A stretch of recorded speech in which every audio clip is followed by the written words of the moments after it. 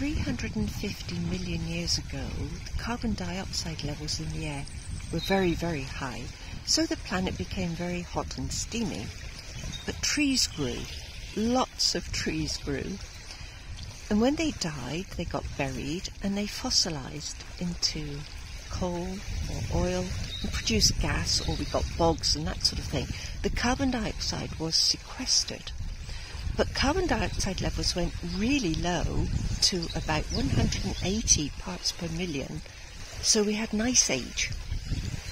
Then between 290 odd and 250 million years ago, there was a huge catastrophe in Siberia.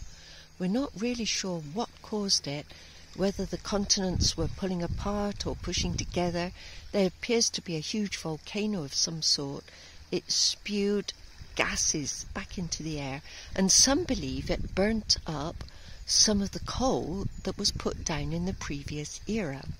Consequently, carbon dioxide levels in the air rose a lot, and temperatures went up to 6 degrees more than pre-industrial levels. It was so bad that 90% of life in the seas died. There was no oxygen. 70 to 80% of life on the land was killed. So the lesson we learn is that we cannot survive 6 degrees of warming on this planet. We are struggling with 1.5 degrees of warming. What we might bear in mind is that the Creator and His Son watched all that happen.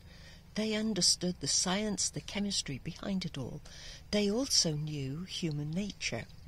If we look at Genesis 11, just after the flood, when wickedness arose again, the Lord said this in verse 6, "Behold, they are one people, they have all one language, and this is only the beginning of what they will do. And now nothing they have imagined they can do will be impossible for them." So the Lord delayed the inevitable by confusing their languages. We'll come back to that in a moment. We might look for a moment at social science. In 2 Timothy chapter 3, the Apostle Paul said this about the last days. He said that people would be lovers of self, lovers of money, proud, arrogant, abusive, disobedient to parents, ungrateful, unholy, and so on and so forth. Now, how did humanity get so bad?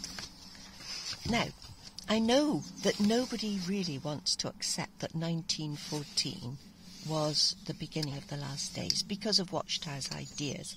But if we could just forget the date and look at the signs. World War I came along, 20 million people died, another 20 million were badly injured. We then had the Spanish flu, in which 50 million people died. The impact on the human psyche was catastrophic. People just gave up hope, and they began to say, we're not going to stop our children doing whatever they want because they're either going to die in a war or they're going to die in a pandemic. Let them do what they want. Let them enjoy their lives while they can. Live today, for tomorrow we die. And so the beginning, the seeds of permissiveness were sown.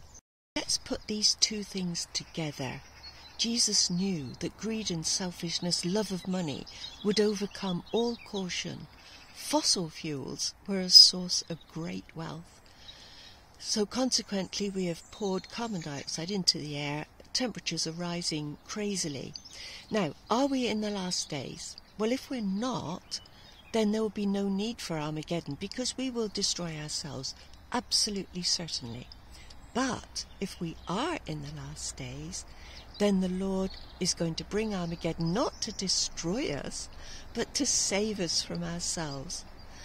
So we can be most grateful to our Father and His Son who has given us hope that we will one day see this planet being according to God's will as it is in heaven.